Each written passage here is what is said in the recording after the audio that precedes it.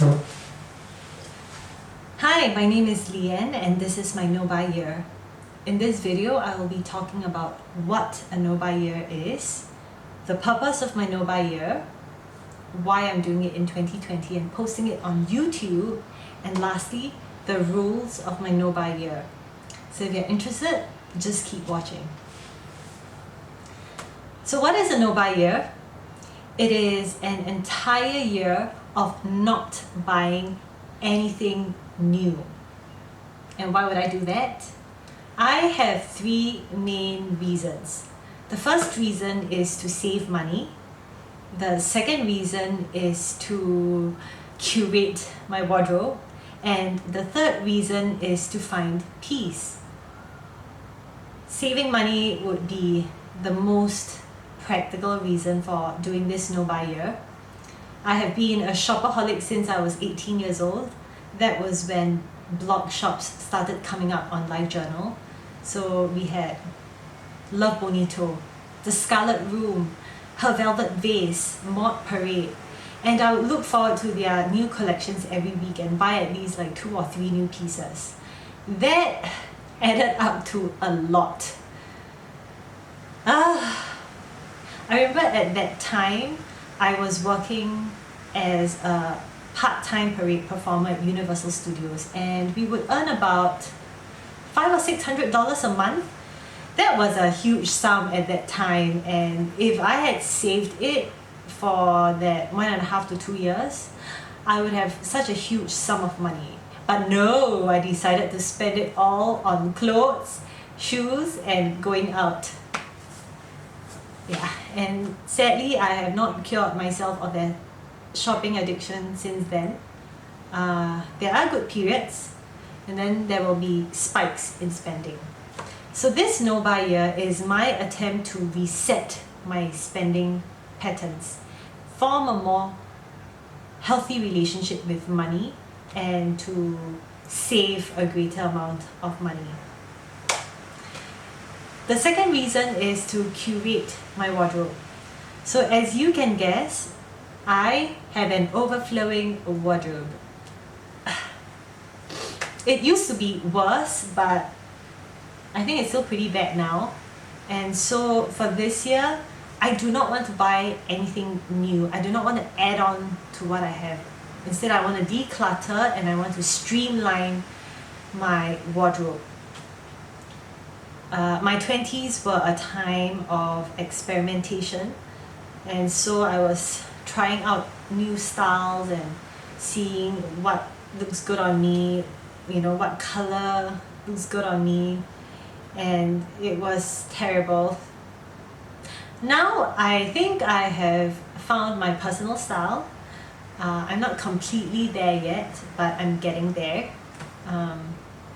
I tend to gravitate towards those few pieces that make me feel confident and comfortable, and I want to get to that point where if I close my eyes and I pluck out 2 pieces of clothing from my wardrobe, they will go perfectly together.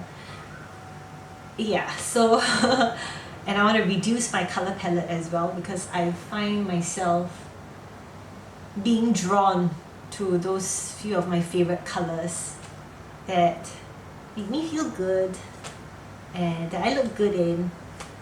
Yeah, so that's one, to curate that's the second one, to curate my wardrobe. And then the third one is to find peace.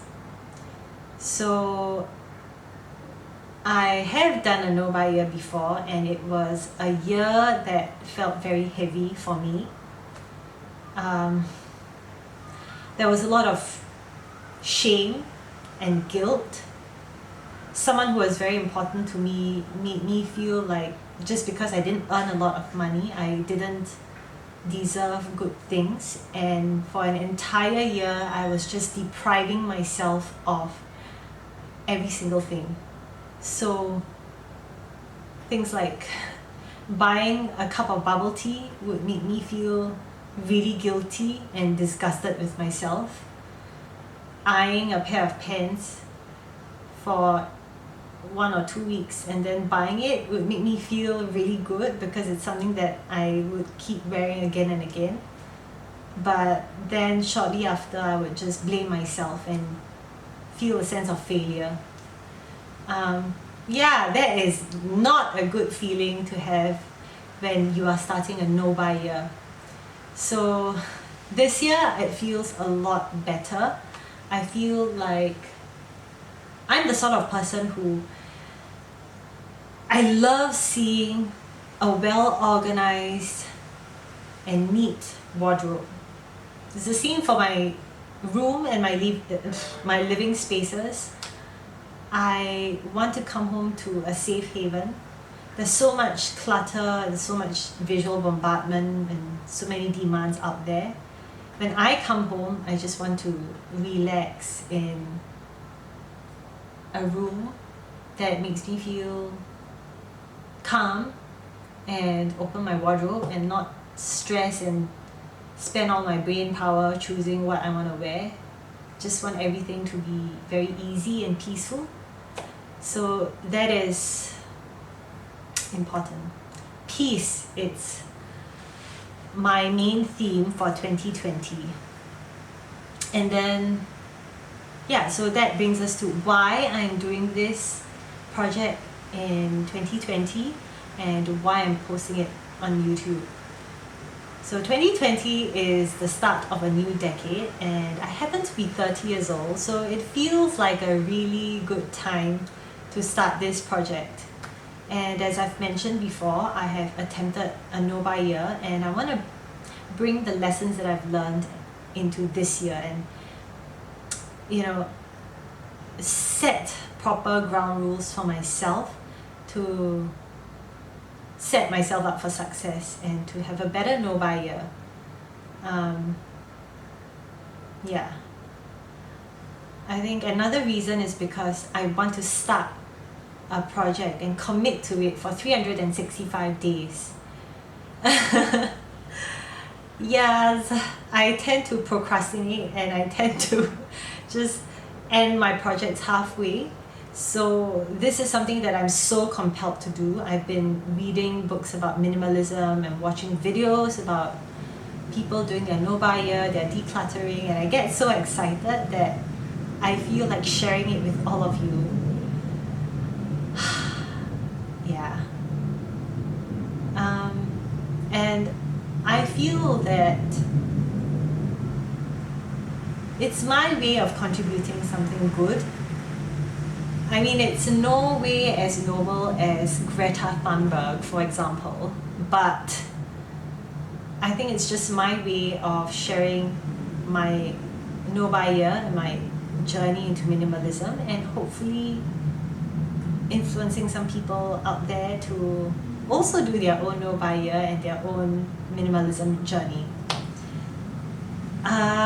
Yeah, I feel that minimalism is a very personal thing.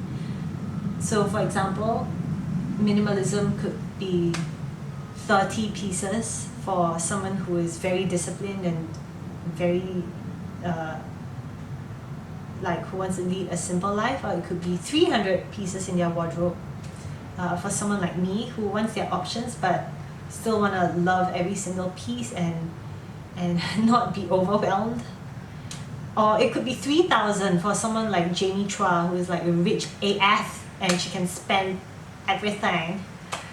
Yeah, so I feel that this year is a good time for me to take all these ideas and put them into words and also apply them to my everyday life. Yeah. Why am I posting it on YouTube? So that I can be accountable and you can keep an eye on me.